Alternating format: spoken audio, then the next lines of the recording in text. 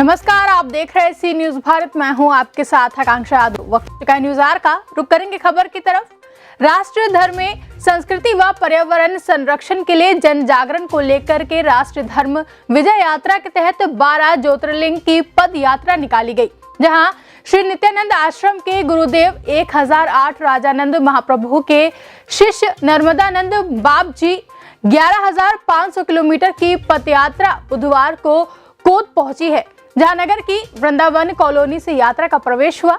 वहीं यात्रा Khedapati Hanuman bus stand होते हुए बड़केश्वर बस स्टैंड झंडा चौक पहुंची। इस दौरान कोरोना का जिक्र करते हुए बाप जी ने कहा कि सदा कोई भी वस्तु इस संसार में नहीं रहती है। दुख आता है, चला जाता है, सुख आता है, वह भी जाएगा। सुख दुख दोनों जीवन के एक पहलू हैं। पति पत्नी भी जीवन रूपी गाड़ी के दो पहिए हैं। एक पहिया भी पंचर हो जाए तो चलना मुश्किल हो जाता है। सांस रूपी धन में हमें शुद्ध ऑक्सीजन चाहिए। शुद्ध ऑक्सीजन हमारे जीवन में महत्वपूर्ण है। वही माता जगत में नहीं होगी, बेटी नहीं होगी तो बहू कहां से लाएंगे। संसार के चलाने की जो गति है उसे कैसे चलाओगे। बेटी हो या बेटा हो, दोनों को समभाव से देखना चाहिए। वहीं यात्रा का उद्देश्य जल, जंगल और जीव की रक्षा, बेटी बचाओ बेटी पढ़ाओ का संदेश देते हुए संत का शरीर दूसरों के हित के लिए है। दूसरे के हित के लिए काम करना है और दूसरों को प्रेरणा देनी है। ये राष्ट्रीय धर्म विजय पद यात्रा है। मैंने केंद्र बिंदु में 12 ज्योतिर्लिंग को रखा है और ज्योतिर्लिंग के साथ साथ में जल, जंगल और जीव अर्थात जल का संरक्षण हो, पर्यावरण शुद्धि के लिए इस पृथ्वी के ऊपर ज़्यादा से ज़्यादा वृक्षारोपण हो और गौ माता का रक्षण, ये 3 उद्देश्यों को लेकर के यात्रा 29 सितंबर 2019 को प्रारंभ हुई थी। और सर्वप्रथम केदारनाथ ज्योतिर्लिंग, वहाँ से विश्वनाथ, बैजनाथ, मल्लिकार्जुन आंध्र प्रदेश, तमिलनाडु में रामेश्वरम, भीमाशंकर, त्र्यंबकेश्वर, कृष्णेश्वर, सोमनाथ, नागेश्वर होती हुई ये धार डिस्ट्रिक्ट में प्रवेश हुई और धार से आज आपके कोटेश्वर धाम में यात्रा का रात्रि विश्राम है। इस यात्रा के उद्देश्य के साथ साथ में संस्कृति और आज हमारे समाज के अंदर जो समरसता है उसको लेकर के विशेष करके जितने प्रांत में 13 प्रांत में भ्रमण हुआ, अलग अलग संस्कृति को जानने का अवसर मिला।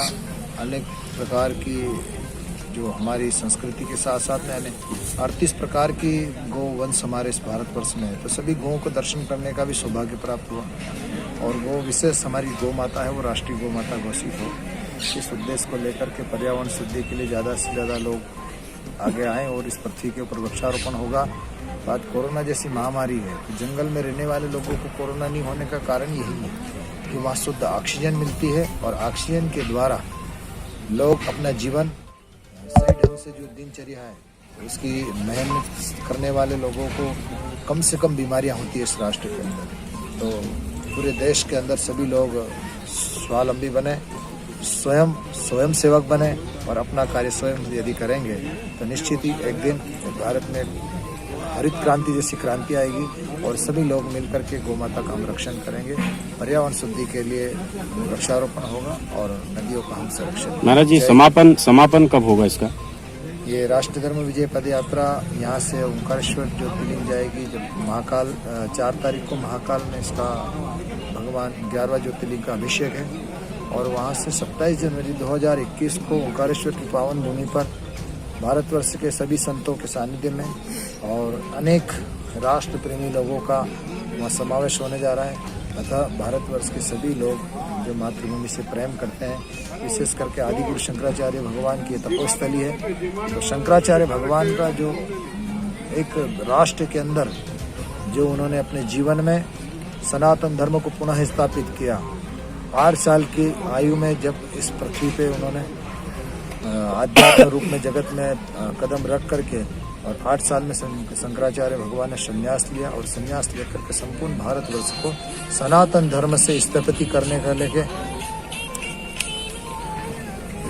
करने के लिए उन्होंने अपने जीवन में माता का आदेश लेकर के और माँ क्या होती है और शंकराचार्य भगवान ने हमको मार्गदर्शन दिखाया।